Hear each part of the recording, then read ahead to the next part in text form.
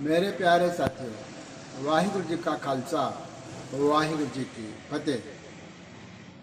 परसों हमने साहिब श्री गुरु अर्जन देव जी महाराज जी की पावन वाणी श्री सुखमनी साहिब जी के पहली अष्टपदी की चौथी पौड़ी के विचार की है। आज हम पहली अष्टपदी की जो पांचवी पौड़ी है उसका विचार करेंगे। सबसे पहले हमें यह समझना है कि ये पहली जो अष्टपदी है पूरी की पूरी अकाल पुरख परमात्मा के नाम के सिमरन की जो बरकत है, उस नाम के सिमरन का जो प्रभाव है वह कैसा होता है, इसके ऊपर आधारित है। इसलिए बहुत सारे पंक्तियों में प्रभु के सिमरन यह शब्द आता है। उसका अर्थ है कि प्रभु के नाम का सिमरन करने के द्वारा। अब हम पांचवी पौड़ी में जुड़ते हैं। गुरु महाराज कहते हैं कि जो प्रभु का सिमरन करता है उसकी मन की हालत किस प्रकार की होती है, यह आज गुरु महाराज हमको दर्शा रहे हैं। वाणी में फरमान है, प्रभु को सिमरे से धनवंते। जो प्रभु परमात्मा के नाम का सिमरन करता है वह धनवंते का अर्थ है वह धनवान होता है। धनवान का भाव जिसके हृदय में प्रभु के नाम का वासा होता है, वह नाम रूपी हीरे जवाहरात जिसके हृदय में बसते हैं, इसलिए वह धनवान कहा जाता है। यह जरूरी नहीं कि वह बाहर से पदार्थों से भी धनवान हो।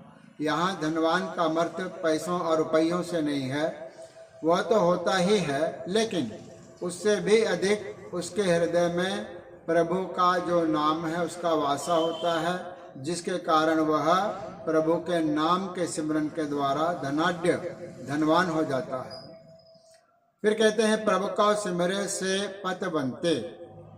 प्रभु परमात्मा के नाम का सिमरन करने से या सिमरन करने वाले कैसे होते हैं? पत बनते। पत बनते का भाव है जिनकी पत है। पत का अर्थ इज्जत है, जिनका सम्मान है।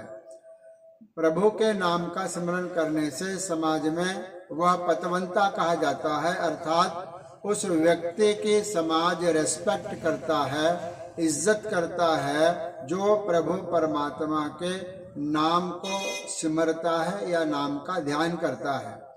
फिर कहते हैं, प्रभु को सिमरे से जन परवान। प्रभु परमात्मा के नाम का जो सिमरन करता है वह परवान। परवान का अर्थ होता है वह कबूल होता है, वह मंजूर होता है उस प्रभु के दरगाह में, उस प्रभु परमात्मा के दर पे, जहाँ पर प्रभु परमात्मा के और अनेक भक्त हैं। ऐसे दरबार पर जाकर के वह परवान हो जाता है। फिर कहते हैं, प्रभु को सिमरे से पुरख प्रधान। जो प्रभु परमात्मा के नाम का सिमरन करता है वह पुरख का अर्थ है वह जो साधक है, वह जो गुरुमुख है, वह जो पुरुष है, वह प्रधान हो जाता है। प्रधान का अर्थ यहाँ पर प्रमुख है, मुखी हो जाता है। प्रधान के बहुत सारे अर्थ हैं। प्रधान का अर्थ देश का राजा भी होता है। प्रधान का अर्थ है जो कमांडर भी होता है। प्रधान का अर्थ किसी संस्था का अध्यक्ष भी होता है। प्रधान का अर्थ किसी संस्था का प्रधान यानी अध्यक्ष होता है। यह सब अर्थ प्रधान के हैं। यहाँ पर प्रसंग के द्वारा प्रधान का अर्थ है वह श्रेष्ठ और प्रमुख हो जाते हैं। कौन? जो प्रभु परमात्मा के नाम का स्मरण करते हैं वह प्रधान अर्थात प्रमुख बन जाते हैं। वह समाज में उनकी मान और प्रतिष्ठा होती है। फिर कहते हैं, प्रभु को सिमरे से बेमोहताजे।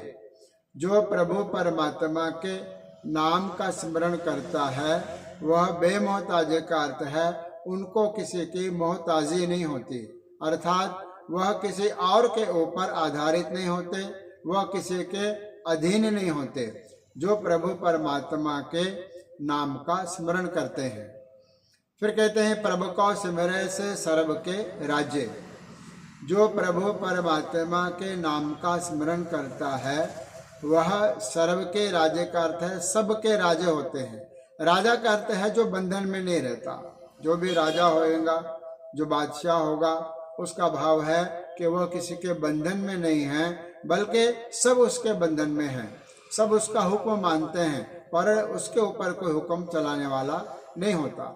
उसी प्रकार राजे का यहाँ पर अर्थ है ऐसे प्रमुख श्रेष्ठ बन जाते हैं जो किसी और की मोहताजी नहीं रखते, जो और किसी के अधीन नहीं होते, स्वतंत्र हो जाते हैं और स्वतंत्र होकर ही विचरते हैं समाज के अंदर। इसीलिए कहा है कि वह सबके राजे बन जाते हैं।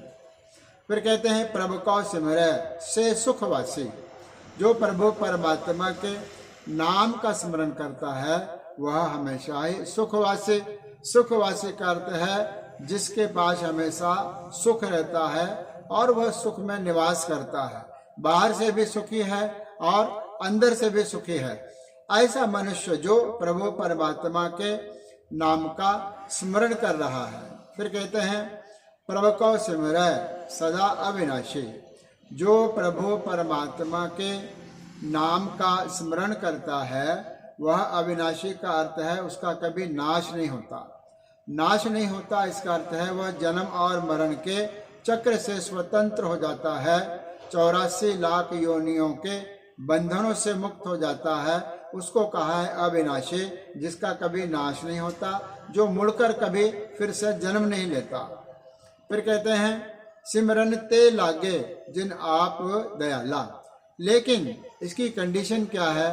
प्रभु परमात्मा के नाम के सिमरन में वही लगते हैं जिनको आप प्रभु परमात्मा कृपा करके नाम में लगा देते हैं।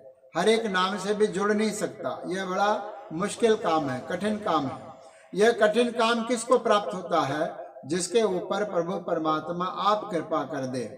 फिर अंत में कहते हैं नानक जन के मंगर वाला। गुरु महाराज कहते हैं कि ऐसे जन की, ऐसे सेवक और गुरसिख की, रवाला करते हैं चरणों की धूल।